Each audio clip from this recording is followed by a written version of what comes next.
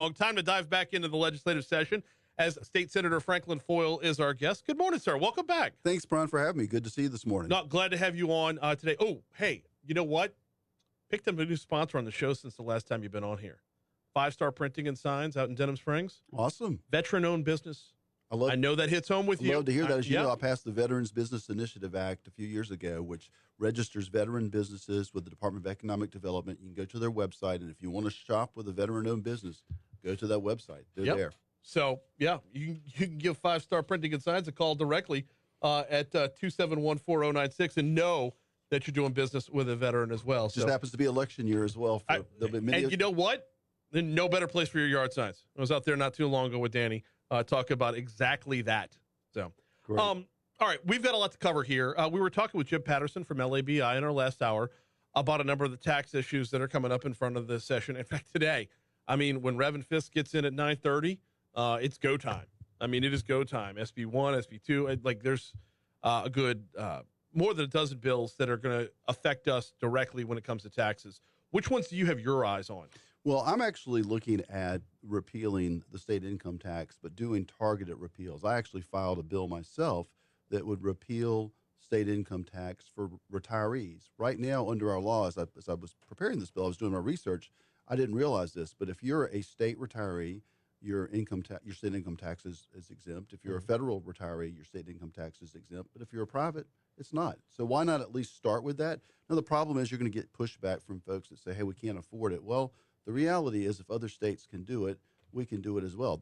You're seeing that around the South. And, of course, today up in Rev and Fisk, there are going to be several bills dealing with business repeal of some business taxes, which help with business development in our state to keep businesses here.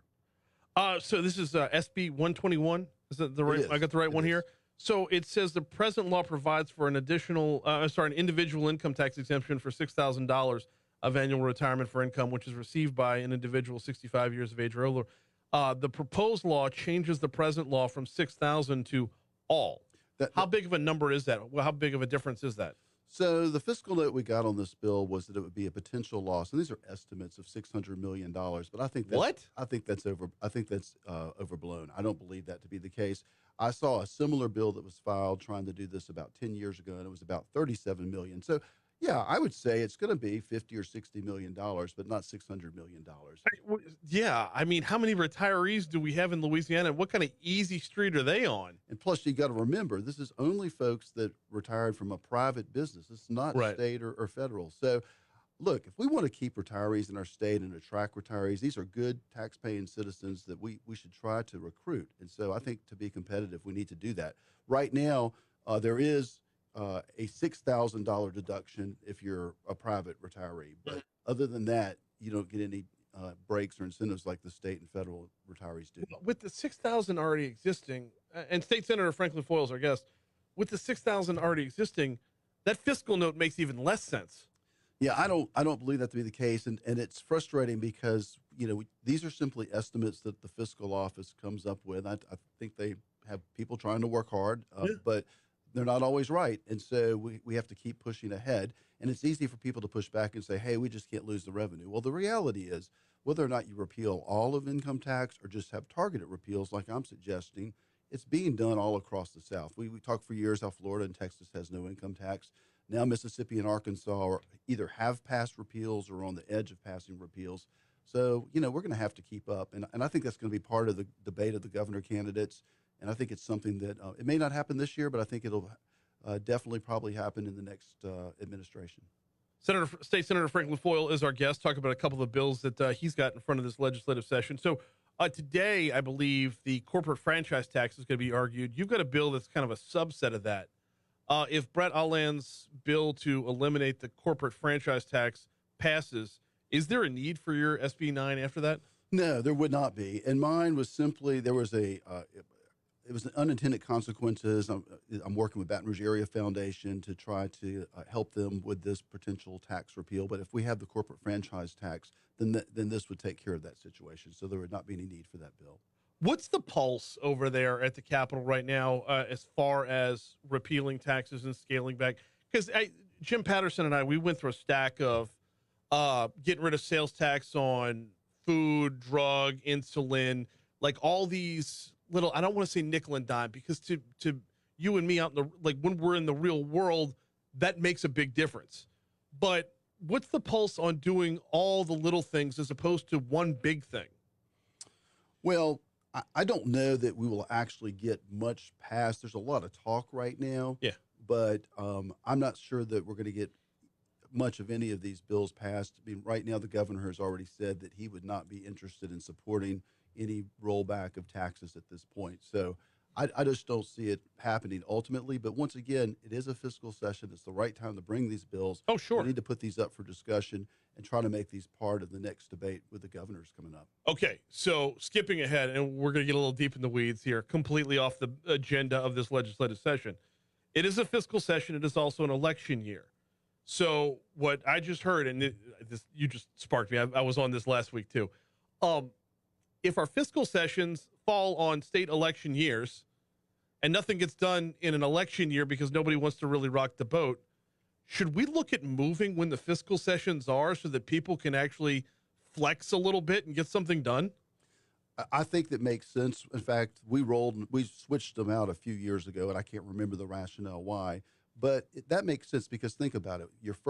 That would mean your first session as a legislator, it would be a fiscal session. Yup. And that makes sense because you're brand new, you're limited in the amount of bills that you can bring, and then that gives you a full year before you get to a general session to let you figure out what legislation you want to bring. A fiscal session's only 2 months, and a lot of people in the public might think that's plenty of time. It really is a very compressed period of time to get much accomplished. There's going to be a lot going on. State Senator Franklin Foyle is our guest. There's going to be a lot going on today talking about other tax exemption programs like ITEP.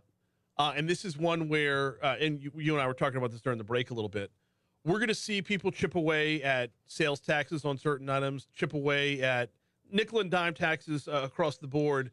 And then I have a concern, and I don't know if you share this concern, but I have a concern that when we nickel and dime ourselves, we're going to end up costing ourselves more money by either eliminating or completely devaluing tax programs that generate revenue. No, I agree with you completely. These programs are very important. Every state does it. They recruit businesses with tax incentives and financial incentives to get businesses to come here. Businesses are smart. They don't have to stay in Louisiana. They can go elsewhere. We have a lot of natural resources which attract businesses, but the ITEP program, for example, has generated a lot of construction of new businesses up and down the river between here and New Orleans. Exxon is a huge user of that, and they're a huge contributor to tax revenue here in Baton Rouge. We need Exxon here. We do. We absolutely do. But what infuriates me, Franklin, is that looking at it through the lens of this is how much we don't get because we don't charge the tax, working under the assumption that all business would remain the same, whether that exemption is there or not. And that's just not the case. In fact, even we should be learning more and more today, post-pandemic, we should be learning more and more about how mobile everybody can be. In fact, that's what's frustrating me as well. When you have these tax incentives, once again, you'll get a fiscal note, and the fiscal note from the fiscal office will say this is what the amount of revenue you lose. But they don't calculate the amount of revenue you gain by having more jobs, more people paying taxes, more property taxes, and so forth. That part of the equation is not looked at. And in fact, I'm a big believer in, obviously you want to be smart about giving the incentives that they're programs that are working and have a track history. But I've got a bill, I don't recall the number, but it's a tax incentive for R&D. And basically, I saw this one. In fact, it is pending final Senate passage already, so it's making its way quickly. Continue. I interrupted. Sorry. No, not at all. In fact, it's on the Senate floor today. It's my bill, and basically it extends an existing tax credit. If you can get a federal grant for a new research and development program where you're trying to get a patent, the state will give you a 30% tax credit to help you along with developing that program. It's got a good track record, and so, but you need to extend that. It expires in 2025. I'm trying to extend it for 4 more years because it takes a while to develop these patents. So you have to give people predictability if they come to Louisiana to do these programs. I love this because it's not about today's jobs; it's about tomorrow's jobs. Absolutely. This is about nurturing and fostering what is to come, rather than saying we're just going to wait, and if something lands on our lap, it lands on our lap. This is it.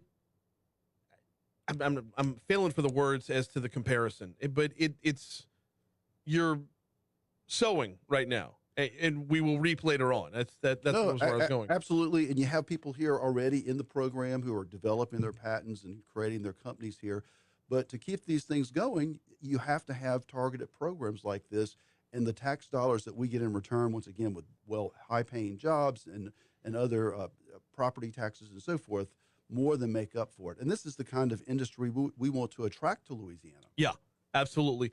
And incubator. That was the word I was looking for. It Yes. makes us an incubator. And that was Absolutely. the verbiage I was looking for and struggling with because it's a Monday.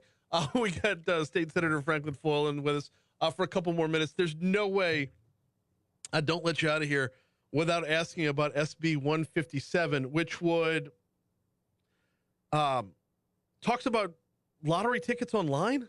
Yeah, it's something we're looking at. I don't know if we'll actually get this across the finish line or not, but it's something we're looking to consider. And it would only deal with these lotto, these mega jackpot tickets where you have long lines at the grocery store and people are clogging up the lines there, to allow another method to sell that particular ticket, but not looking to open it up to do anything else at this point. Okay, I was curious where that one was going because with the introduction of sports betting, mobile sports betting in Louisiana, I haven't seen any reports that were completely out of hand, completely out of kilter with that.